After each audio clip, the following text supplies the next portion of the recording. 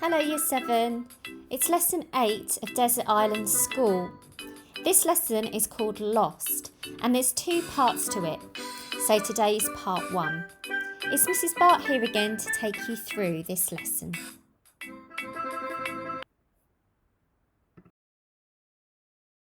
Let's make sure we have everything we need for this lesson. Our workbooks, a writing pen.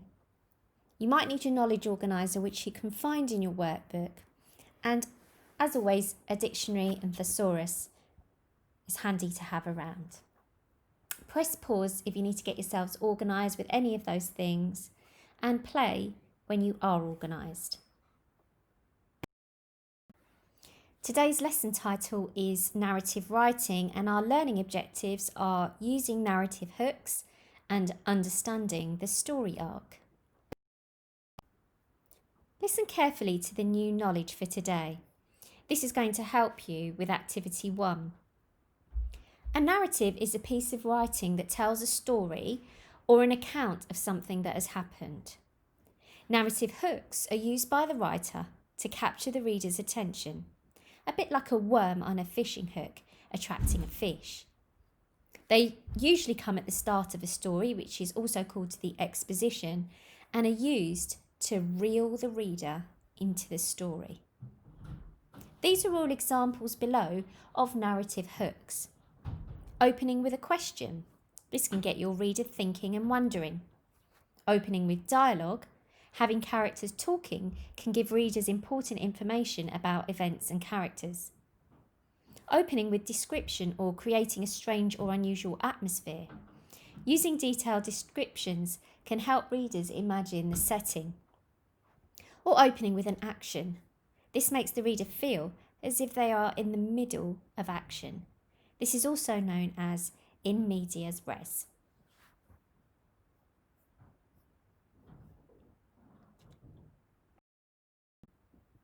Here are some examples of narrative hooks. Dialogue. Run. That's what she said, so that's what I'm doing. Running and not looking back. Action. Out of breath and exhausted from the constant running, but I can't stop now, not after what I just saw. I can't look back, so I'm running non-stop. Question. We were the only ones on the island, so why could I hear a voice in the distance? Description. I could feel the sun's golden rays beaming down on me, enveloping me in its warmth. The candy floss clouds floated by as if the gentle breeze was blowing them through the sky. You've got some time now to brainstorm the different ways you could start your story and then pick your favourite.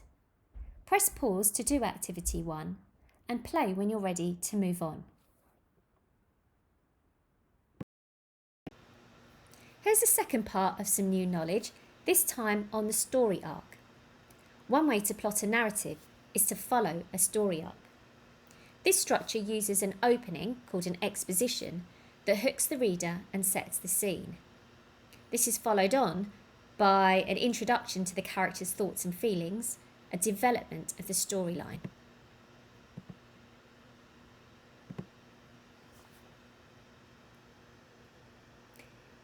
Rising action is when your characters face a problem or a dilemma.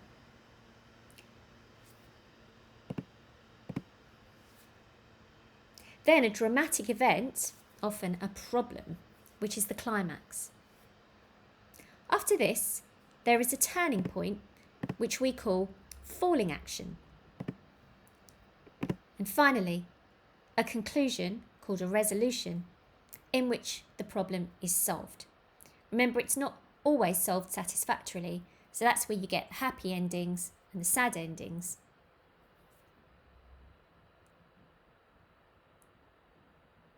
This information is going to help you to complete activity 2.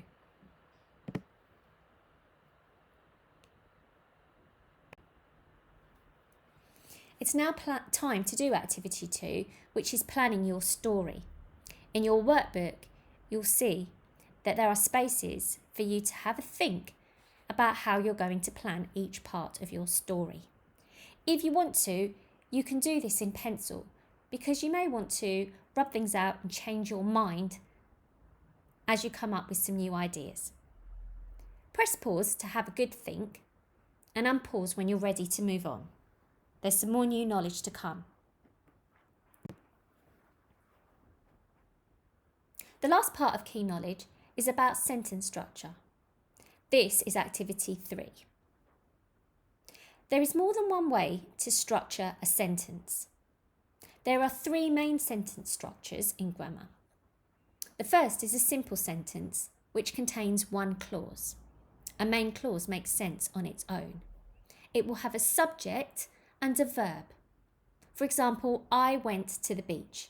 The subject is I and the verb is went. Then there is a compound sentence, which is when 2 or more main clauses are joined together with a conjunction. For example, I went to the beach and I built a sandcastle. I went to the beach could be one simple sentence. I built a sandcastle could also be a separate simple sentence. They both have the subject I, and the verb in the first one is went, and the verb in the second one is built. But if you want to, you can join them. And here we have them joined with a conjunction and. The last kind of sentence structure is a complex sentence, which contains a main clause and a subordinate clause. A subordinate clause is a part of a sentence that doesn't make sense on its own. It relies on the main clause in order to make sense. I wandered along the shore, until I found a seashell. I wandered along the shore is a main clause.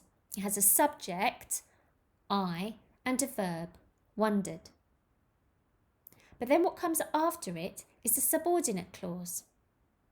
It starts with a subordinating conjunction, the word until, but it also has a subject and a verb, I and found. But on its own, until I found a seashell, does not make sense.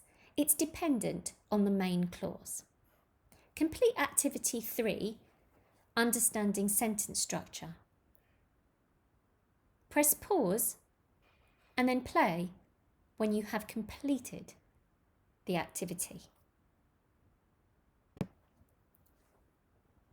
You're now ready to do the final activity of this lesson, activity 4, which will be to write the opening of your story.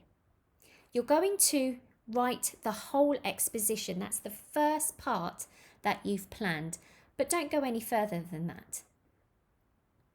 We'd also like you to try to use different sentence structures: simple, compound, and complex. Take your time to craft your writing, follow your plan, and remember to add different sentence structures. Here's an example exposition which I'm going to read to you. We were the only ones on the island, so why could I hear a voice in the distance? I tried to tell the rest of my class, but no one believed me, so I decided I would go and find out myself. It was faint, but it was there, a soft melodic calling out. I strained my ears and started following the voice. I couldn't make out what it was saying. It was too far away. I don't know how long I had been walking for, but I could no longer see the sun. I was in the thick of the forest. Looking up, I saw trees like giants guarding the forest and blocking any sunlight from entering. The trees' enormous branches stretched up to the sky, making me feel so very small in comparison. I listened closely for the voice that I heard before. Nothing. I'm not usually one to get scared, but I couldn't shake the feeling that I was being watched. Well, that's a great exposition, and as you can see, this student has made an effort to think about which narrative hook would suit her story best. Have fun writing your expositions, and your teacher will be looking forward to reading them after you complete lesson 2 on Lost, part 2 on Lost, which will involve you writing the whole story.